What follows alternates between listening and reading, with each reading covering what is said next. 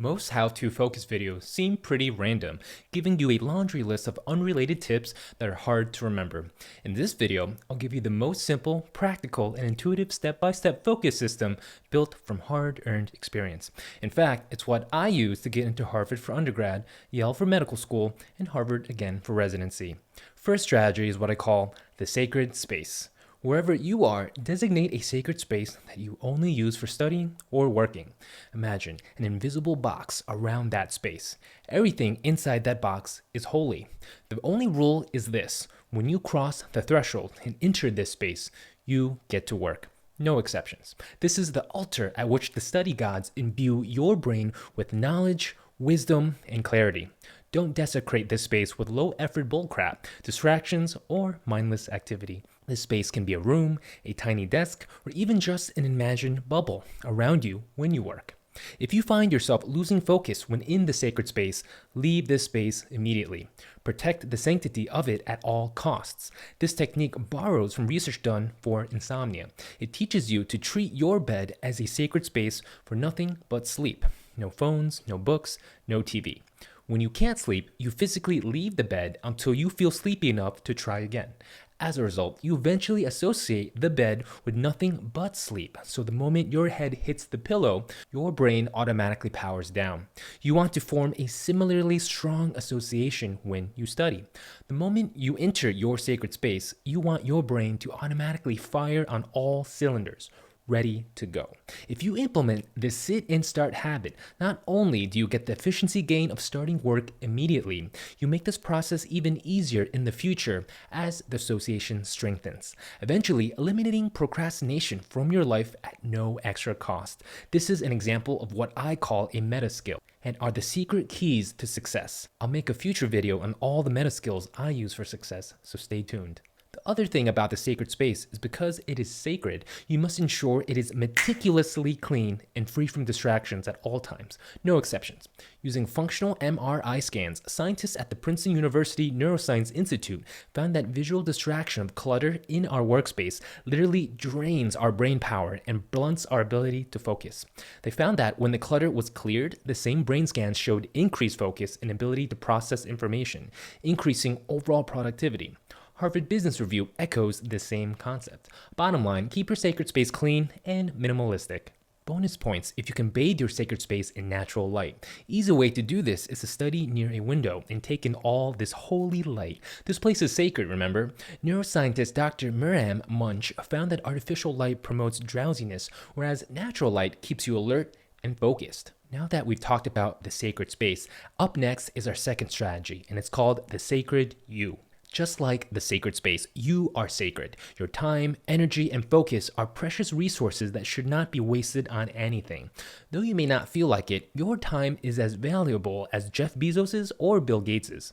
While you may not be the CEO of a billion-dollar company, you are a CEO of something called your life. Treat yourself accordingly. Do you think anyone can just call up Bill Gates and waste his time? You should be just as exclusive. You may not have a secretary, but pretend for a moment that you do. Emails, text messages, stupid meme videos, these things don't just get to occupy your time whenever they want. Did they schedule an appointment with you in advance? If not, they don't get to reach you. You're too important for that. You are sacred. And when you enter your sacred space, you are on official business.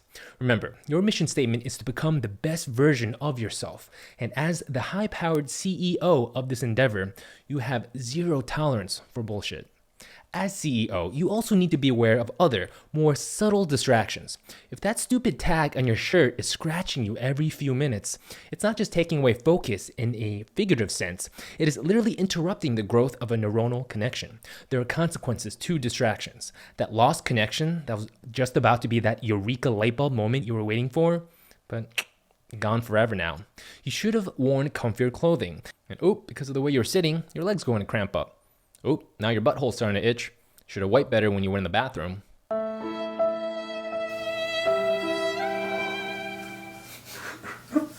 Now it's the crick in your neck because your posture freaking sucks. It may not seem like much, but all these micro distractions add up over time. Stop handicapping your brain and flushing away all those light bulb moments you would have otherwise earned. Expand this concept to all your senses. Take an inventory of everything coming at you. What do you hear? What do you taste? What do you smell? How do you feel? Maybe you're exhausted because you barely got sleep last night. That's going to cost you. Maybe your breath is terrible and you're self-conscious about it. That anxiety is going to cost you. Use common sense and eliminate anything that may bother you so that the only input you allow into your brain is literally the work right in front of you. This is Sparta! So this means get sleep, stay hydrated, empty your bladder, and tell that darn chipmunk choir outside to shut the hell up. If that's not possible, play something to drown them out. White noise, loops of rain, classical music, basically anything calm and steady to smoothen your audio experience. Once you've covered the external environment, don't forget the internal environment, your emotional state and your own self-generated thoughts. This is what I call mental garbage, which can be a huge distractor as well. This is Sparta!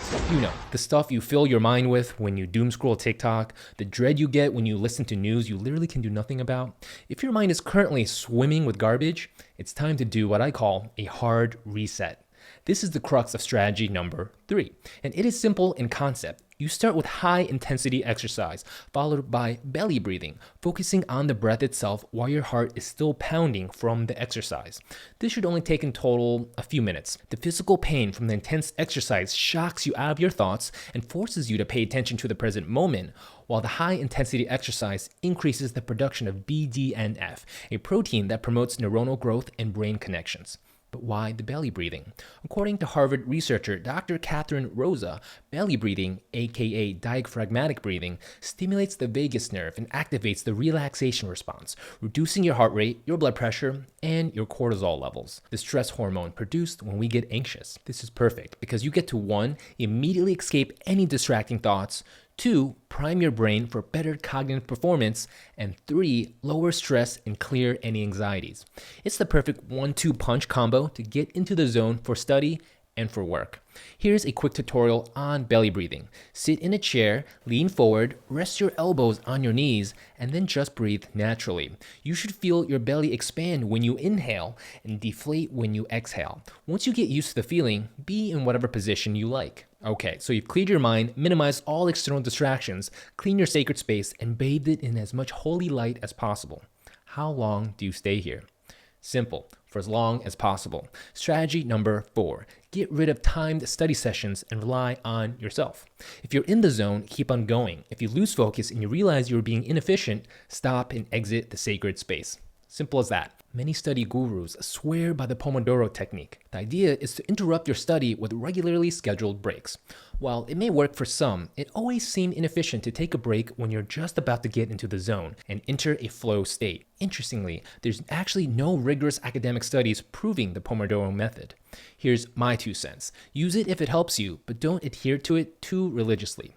Personally, I think it's much more simple to be flexible. Each day is going to be different. A standard time protocol cannot account for all the things we've talked about, from how tired you are, how emotionally unstable you are, how inherently interested you are on the subject matter, and how loud those darn chipmunks are outside.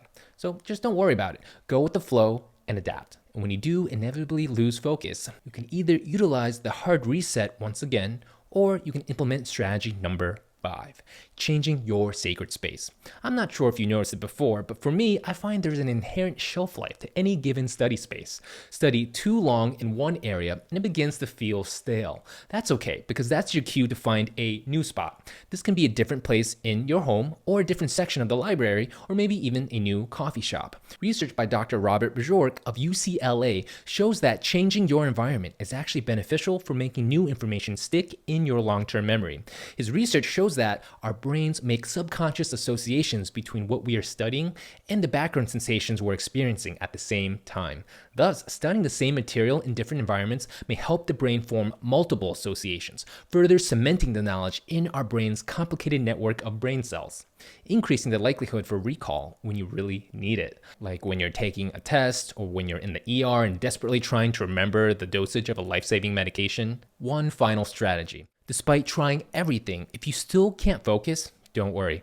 Don't bang your head on the wall trying to force it. Today's maybe just not your day. Instead, try changing the difficulty of the task. Study or work on something less cognitively taxing, and reserve the hard stuff for when your brain is actually up for the job. or just relax completely. Call it a day and just try again tomorrow. Letting your brain recharge and repair on rest days is just as important as pushing the brain to its utmost maximum when you do hit the mental gym.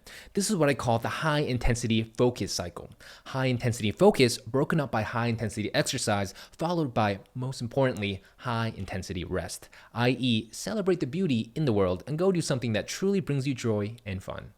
I hope you found something of value in these methods. It's definitely helped me accomplish my goals, and I sincerely hope it does the same for you. If you enjoyed this, please subscribe for more tips just like this one, and then go tell a friend, your grandma, and your pet hamster. That's it. Smell you later.